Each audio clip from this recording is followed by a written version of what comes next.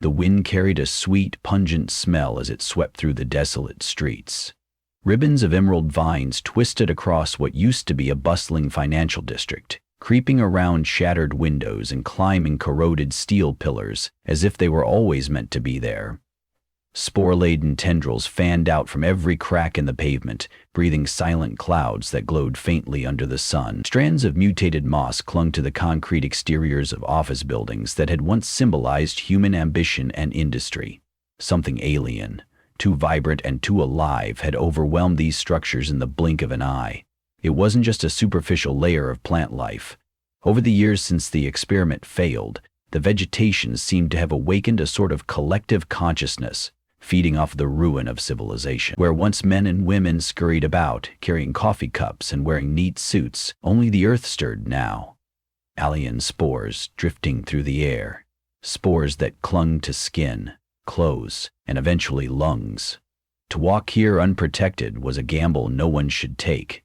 You'd either risk an infection that slowly transformed you into fertilizer for the all-consuming greenery, or you might spark the interest of feral beasts mutated by the plant's toxin. Even birds, those few not eradicated in the environmental collapse, had grown spiny plumage and carried seeds in their gullet, dropping them like bombs wherever they went. Not many people remained in these ravaged cities. Even fewer dared venture this deep into the core of old civilization. But some had no choice. Food, medical supplies, and salvageable technology could still be found among the twisted vines, if you knew where to look and how to survive. For the last 2 years, I had been one of those scavengers searching for anything that might keep me alive another day. I could still remember the day scientists announced their grand plan to rebalance Earth's ecosystem, a phrase that made them sound heroic.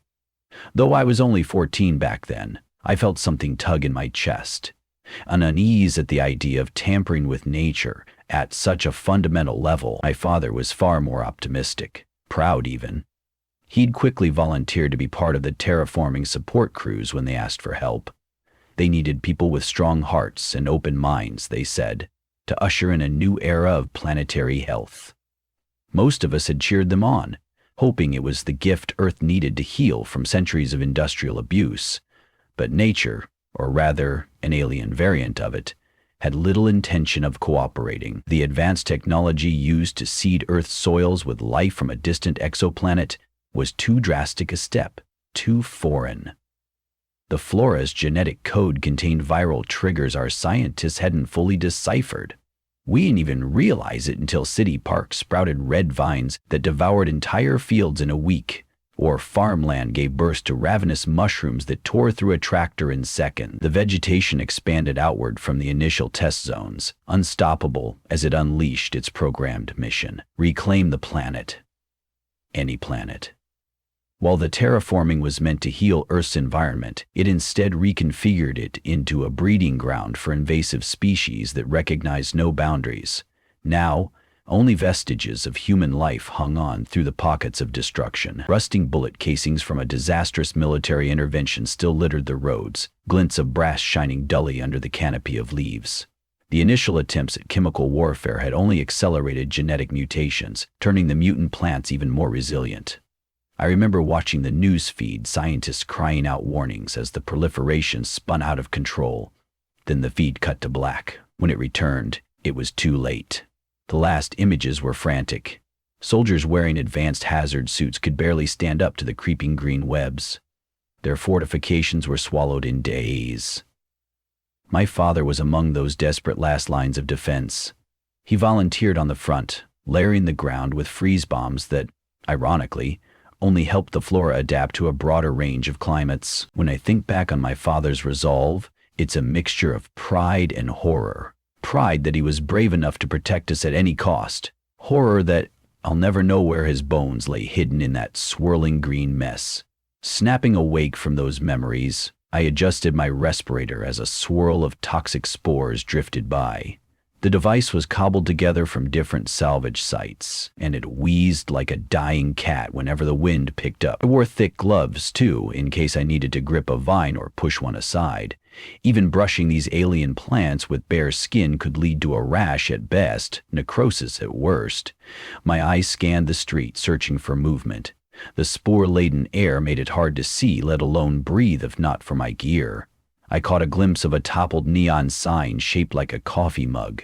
A memory flitted through my mind, sitting on a plush seat next to Dad, me sipping hot chocolate while he had black coffee. The memory felt sweeter than the sugary drink ever had. I darted down the alleyway, stepping over uprooted chunks of sidewalk.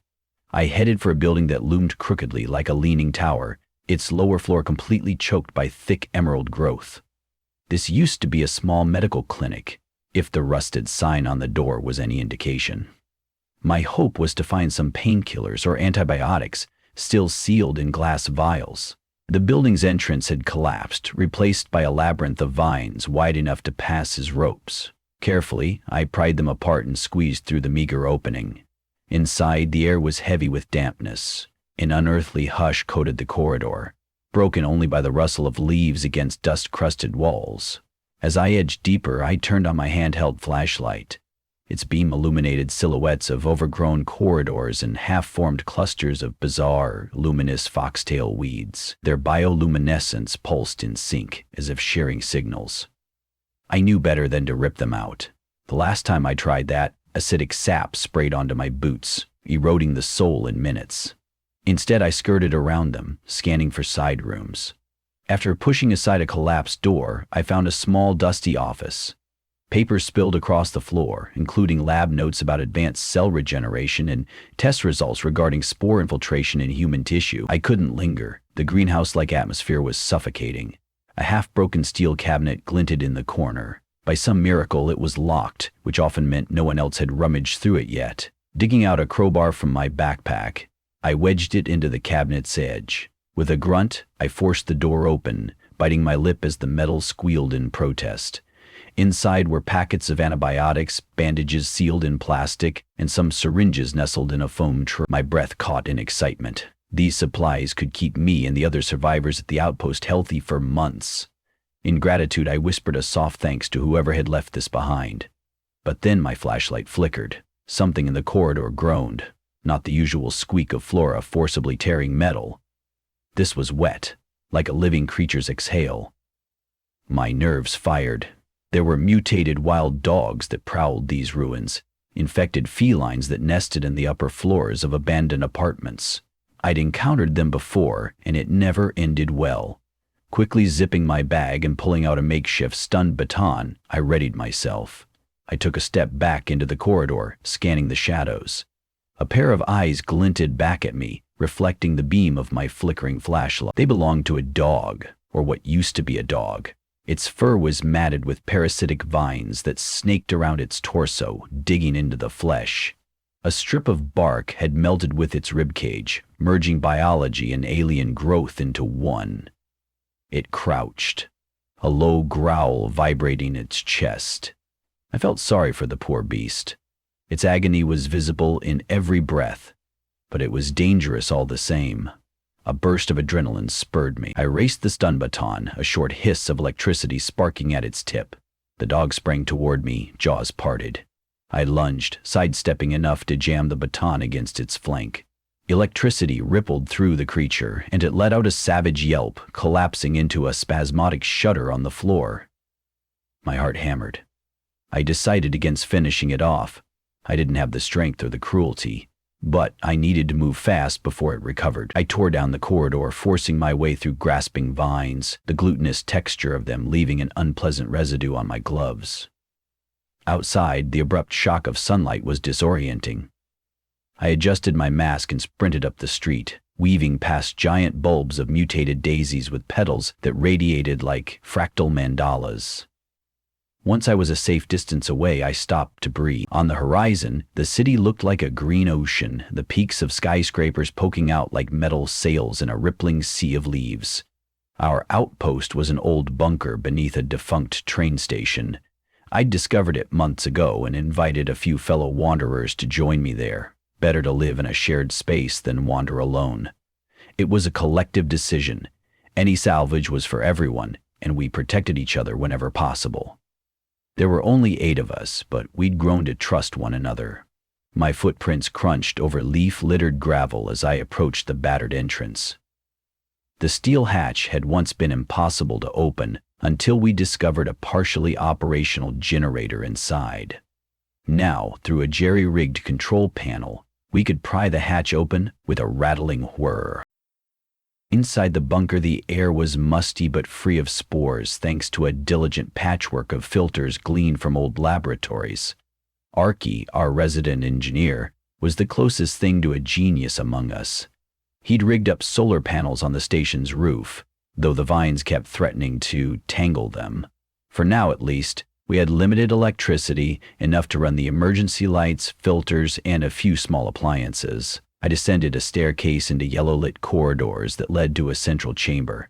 The others, Darius, Marta, Shu, and 3 more, were sorting through the day's meager haul. Some canned peaches, 2 jugs of somewhat clean water, a scattering of dried beans. Survivors typically looked at each other with hunger and desperation, but we tried to maintain hope. Gleams of relief spread across their faces when they saw the fresh medical supplies bulging from my bag. Sarius, an ex-medic, took the antibiotics with a trembling sort of reverence. He had once told me that he'd left behind a wife and child during the initial breakout, hoping he'd find them again. Instead, he found us, battered and shell-shocked. In moments like this, the guilt etched lines into his face. We used to spend many nights around a low-powered lamp, discussing the fiasco that started it all. Maybe if we picked it apart enough, we could see a path toward redemption, or at least survival. Often the conversation would circle back to the suits in power who had seized upon the terraforming technology without adequate testing. Then we'd speak about the scientists who realized the project was flawed but were too pressured to halt it. Finally, we'd reach the unstoppable wave of alien flora that ravaged the globe, culminating in the end of civilization as we knew it. This time, though, Shu cut right to the main issue. We can't keep surviving on scraps like this. We need farmland, real farmland, not that green rot out there. There has to be a place unaffected, right? His eyes flicked from face to face, seeking confirmation. But we'd all heard rumors about remote Arctic bases or hidden desert enclaves. Every rumor ended the same way. By the time you arrived, the vines had already won. Marta, our best scout, leaned back. I can't argue forever with illusions of utopia. People want to believe in a fallow land, some region the plants couldn't root in, but we all know better. They adapt to any climate, any soil. I think we need to focus on what's left right here. She pointed at the supplies, any emotion masked behind a stoic expression. She'd lost a brother to the spore-laden air, and the tears she shed that night seemed to have drained her of. We keep gathering, keep each other alive. That's all I can promise. I didn't want to shoot down hope, but I also knew illusions could be lethal. I touched the bandage around my wrist, remembering the stinging rash that spread when I accidentally brushed an exposed vine. I sighed. Let's focus on sealing the entrance better, maybe see if we can find more seeds that are safe to plant indoors. Some leftover earth seeds might still grow in contained conditions. If we're desperate for protein, we've got a few rats scurrying around. It's not pretty, but it's something. Later, when the others settled for the night, I couldn't sleep. My mind kept replaying the dog's haunted eyes in that clinic corridor. I watched the overhead lights flicker in the bunk room, the distant hum of the generator lulling me into a half-doze. I dreamt of swirling green shapes and a commanding presence that pulsed in the vines, beckoning me deeper. When I woke, soaked in sweat, I thought I heard an echo of that presence in the corridors. But maybe it was just the ventilation fans. The next morning, we embarked on another recon. Archie discovered, via half-burnt documentation, that a secret research base stood beneath the old Environmental Agency headquarters. The building's sublevel had apparently been used for quarantining failed bioengineering projects. If anything might hold a clue about halting or at least slowing the alien flora's spread, it could be there. We formed a team of 3, myself, Marta, and Dar. The headquarters was a monolithic gray block of a building, now almost entirely swallowed by thick roots. Enormous tendrils the width of tree trunks snaked in and out of broken windows, forming a horizontal forest. We forced our way through the twisted entrance, where the original glass doors had been shattered. Inside, an atrium soared multiple stories, once a testament to modern architecture, but now a testament to nature's wrath. Deeper in, we found signs of a last stand. Rows of makeshift barricades blocked corridors. The floors littered with charred organic matter where someone had attempted to burn the vines. In one corner lay a stack of blackened skeletons draped in tarnished body armor. Darius swallowed hard, reverently kneeling to remove a battered dog tag from one. "We have to keep moving," Marta urged, though her voice trembled. We skirted the remnants of that tragedy, descending multiple flights of stairs that rattled ominously under our boots. Below ground, the temperature dropped. At the end of a twisting corridor, we discovered a sealed lab door. The sign read, "Biohazard Level 4." And a flicker of electricity glowed behind the reinforced windows. Some backup power system was evidently still running. I used a crowbar, but the door refused to budge. Marta shot me a look, rummaging through her pack for a small explosive charge we'd salvaged from an abandoned armory. With practiced caution, she attached it to the door's locking mechanism and motioned for us to step back. A dull thud reverberated, followed by a rusted clang. Smoke wafted through the corridor. Marta yanked the damaged door sideways. We stepped into a sterilized lab, air forcibly purified by humming ducts. Surprisingly, it seemed mostly free of alien vines. Rows of steel counters and glass cabinets formed a labyrinth of half-finished experiments. The overhead fluorescence flickered, bathing the area in a sickly greenish light. My breathing felt oddly calm, as if stepping into this space was like returning to a piece of the old world. Darius quickly scanned the nearest documents, flipping through them with frantic determination. "Look at these notes." They were studying how these alien plants replicated. They talk about a control spore, some central agent, that broadcasts signals to the rest of the colony. He rifled further. "Wait, there's mention of an inhibitor. Something that could disrupt their communication." Hope hammered in my chest.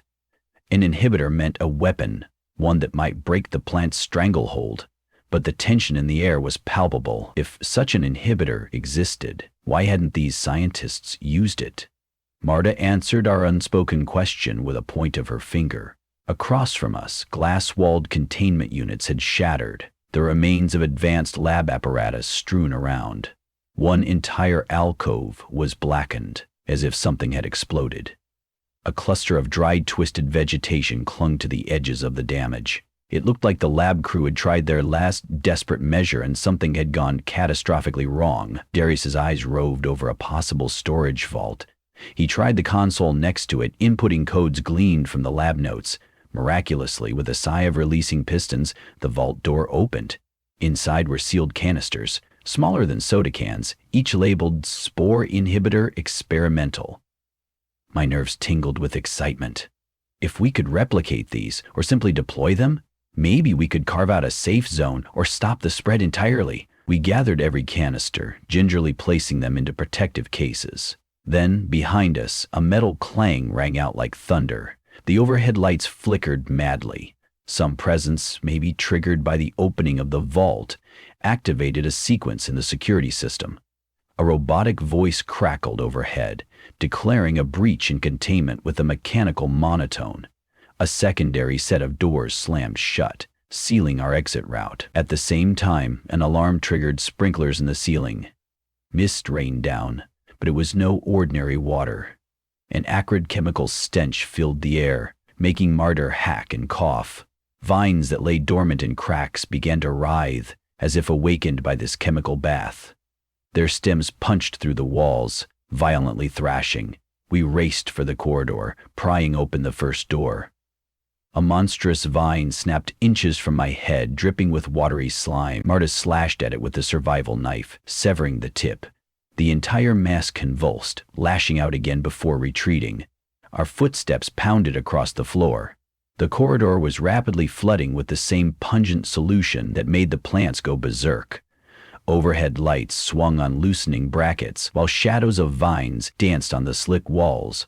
Somehow, through a combination of frantic crowbar work and pure luck, we forced open the final barrier. The moment we stepped back into the upper hallway, we slammed the door shut behind us. The horrific shriek of twisting metal and the roar of thrashing vines still echoed from behind the sealed path. We had no doubt the vegetation would keep spreading, but at least for the moment, we'd escaped. All three of us breathed heavily, cleaning the chemical residue off our masks. Then our eyes fell to the cases containing the spore inhibitors. It was intact, the labeling still visible. My mind raced. Could we deploy them near the massive roots that fed the city's network of alien vines? But first, we'd have to see if the canisters even worked, or if they'd just make the mutations worse. An experiment in a controlled space was risky enough. Out here, mistakes were fatal. We returned to the outpost in a daze, battered but clinging to a flicker of hope. Inside our bunker, the tension was palpable the moment we arrived. The others rushed to our side, anxious to learn what we'd discovered. We told them about the lab, the meltdown, and the canisters. Some outlooks were grim. It could be a false hope, Shu said, arms crossed. You saw how volatile that place was. But the alternative was living in fear, with no chance of reclaiming even a sliver of the planet. Marta placed a hand on Shu's shoulder. If we do nothing, we've already lost. This might be the only shot we have. Darius carefully set a single canister on the bunker's metal table, studying its mechanisms. A small digital interface displayed a cryptic code, presumably the activation sequence. To Marta, we would attempt the unthinkable, carefully releasing a small dose in a well-monitored area outside the outpost walls. If it showed promise, the next step would be bigger, riskier.